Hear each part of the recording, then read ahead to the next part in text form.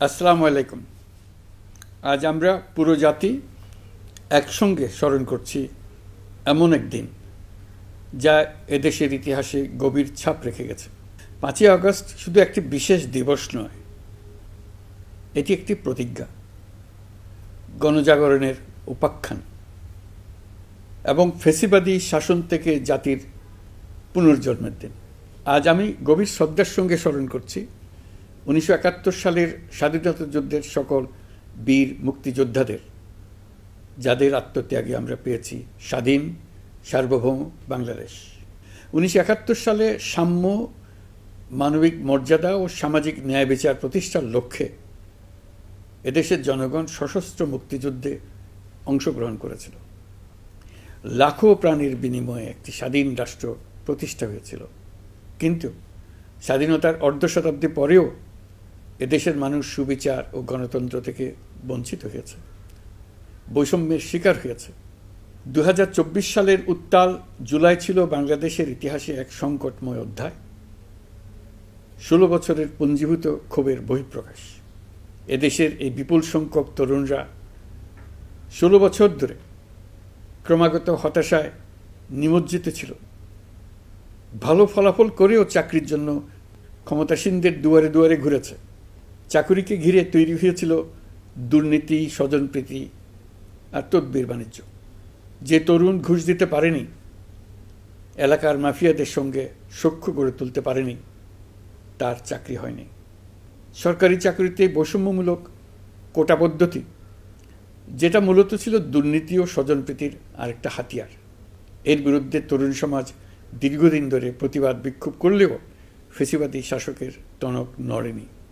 দীর্ঘ এই সময় প্রতিটি সেক্টরে মাফিয়াতন্ত্র কায়েম করে একটি সুবিধাভোগী শ্রেণী তৈরি করা হয়েছিল, যারা আর্থিক ও অন্যান্য সুবিধার বিনিময়ে স্বৈরাচারের পক্ষে কথা বলবে, কাজ করবে।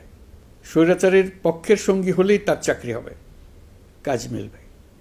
সরকারি প্রতিষ্ঠান, শিক্ষা প্রতিষ্ঠান, অর্থনৈতিক প্রতিষ্ঠান, এমনকি বিচার ব্যবস্থা, আইনশৃঙ্খলা বাহিনী, গণমাধ্যম ও সাংস্কৃতিক মণ্ডলেও এই ধরনের সুবিধাভোগী শ্রেণী তৈরি হয়েছিল। এদেশের গরিব মেহনতি মানুষের পয়সা লুট করে পতিত ফ্যাসিবাদ ও তাদের সহযোগীরা এক একজন টাকার পাহাড় গড়ে তোলে। সীমাহীন দুর্নীতির কবলে পড়ে অর্থনীতি ভেঙে পড়ে। এই দেড় যুগে প্রতিটি ন্যায্য দাবি, প্রতিবাদ, বিক্ষোভ চলাকালে পুলিশের পাশাপাশি দলীয় সন্ত্রাসীরা অস্ত্র হাতে আন্দোলনকারীদের পিটিয়েছে।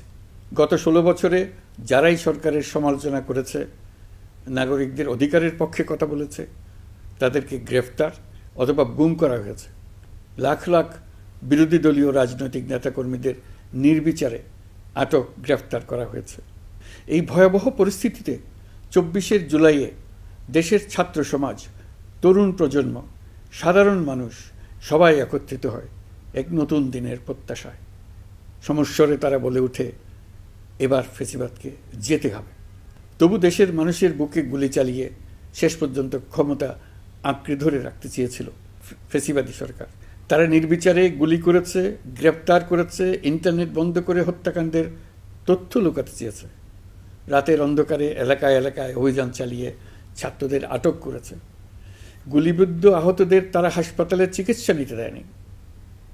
হাসপাতালগুলোকে নির্দেশ দেওয়া হয়েছিল যেন আহতদের ভর্তি না করা হয়। এ কারণে বহু মানুষ চিকিৎসা না পেয়ে চিরতরে দৃষ্টি হারিয়েছে, পঙ্গু হয়েছে। আজ জুলাই গণ অভ্যুত্থান দিবসে আমি জাতির সূর্য সন্তান জুলাই শহীদদের গভীর শ্রদ্ধার সঙ্গে স্মরণ করছি, তাদের আত্মার মাগফিরাত কামনা করছি। জুলাইয়ে যারা আহত হয়েছেন, চিরতরে পঙ্গু হয়েছেন, দৃষ্টি হারিয়েছেন, জাতির পক্ষ থেকে আমি তাদের প্রতি শ্রদ্ধা ও কৃতজ্ঞতা জানাচ্ছি। এই জাতি আপনাদের কাছে চিরকৃতজ্ঞ থাকবে। গত বছর ডিসেম্বর মাসে জুলাই গণ অভ্যুত্থানে শহীদ পরিবার ও আহতদের কল্যাণ ও যাবতীয় বিষয়াদির প্রশাসনিক দায়িত্ব মুক্তিযুদ্ধ বিষয়ক মন্ত্রণালয়ের উপর ন্যস্ত করা হয়েছে। এখন পর্যন্ত 836টি শহীদ পরিবারের মধ্যে 775টি শহীদ পরিবারকে মোট 98,40,00,000 টাকার সঞ্চয়পত্র ও মাসিক ভাতা বাবদ ব্যাংক চেক দেওয়া হয়েছে। অবশিষ্ট যারা আছেন তাদেরও কয়েকটি বিষয় নিষ্পত্তি সাপেক্ষে সঞ্চয়পত্র দেওয়ার প্রক্রিয়া চলছে। এর পাশাপাশি আহত 13,800 জন জুলাই যুদ্ধকে 3টি ক্যাটাগরিতে নগদ টাকা ও চেক বাবদ মোট 153 কোটি 4 লাখ টাকা প্রদান করা হয়েছে। এর মধ্যে 78 জন অতি গুরুতর আহত জুলাই যোদ্ধাকে সিঙ্গাপুর, থাইল্যান্ড, তুরস্ক এবং রাশিয়ায় উন্নত চিকিৎসার জন্য পাঠানো হয়েছে এবং চিকিৎসা ব্যয় বাবদ এ পর্যন্ত 97 কোটি 50 লাখ টাকা ব্যয় হয়েছে। জেলা উপজেলা পর্যায়ে সকল সরকারি হাসপাতাল বা ক্লিনিক বা স্বাস্থ্যকেন্দ্র, মেডিকেল কলেজ হাসপাতাল এবং সরকার কর্তৃক নির্ধারিত বিশেষায়িত হাসপাতালগুলোতে সকল শ্রেণীর আহত জুলাই যোদ্ধাদের অগ্রাধিকার ভিত্তিতে বিনামূল্যে চিকিৎসা সেবা দেওয়ার সিদ্ধান্ত হয়েছে। সরকারের পক্ষ থেকে জুলাই শহীদ ও আহতদের জন্য আরও নানা উদ্যোগ নেওয়া হচ্ছে।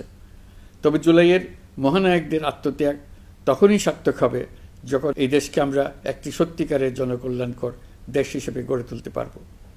আজ আমরা কেবল অতীত স্মরণ করতে আসিনি, আমরা একটি শপথ গ্রহণ করতে এসেছি। শপথ এই, আমরা কোনো ধরনের নিপীড়নের কাছে মাথা নোয়াব না। আমরা প্রতিষ্ঠা করব একটা জবাবদিহিমূলক, মানবিক, গণতান্ত্রিক এবং বৈষম্যহীন রাষ্ট্র, এমন রাষ্ট্র যা সবসময় জনকল্যাণে কাজ করবে। জুলাই শহীদদের আত্মত্যাগ আমরা বৃথা যেতে দেব না। তাদের আত্মত্যাগই হবে আমাদের পথ চলার প্রেরণা, তাদের স্বপ্নই হবে আমাদের আগামী বাংলাদেশের নির্মাণ রেখা। আজকের এই দিনে এটাই হোক আমাদের শপথ। মহান আল্লাহ আমাদের সহায় হন। আল্লাহ হাফিজ।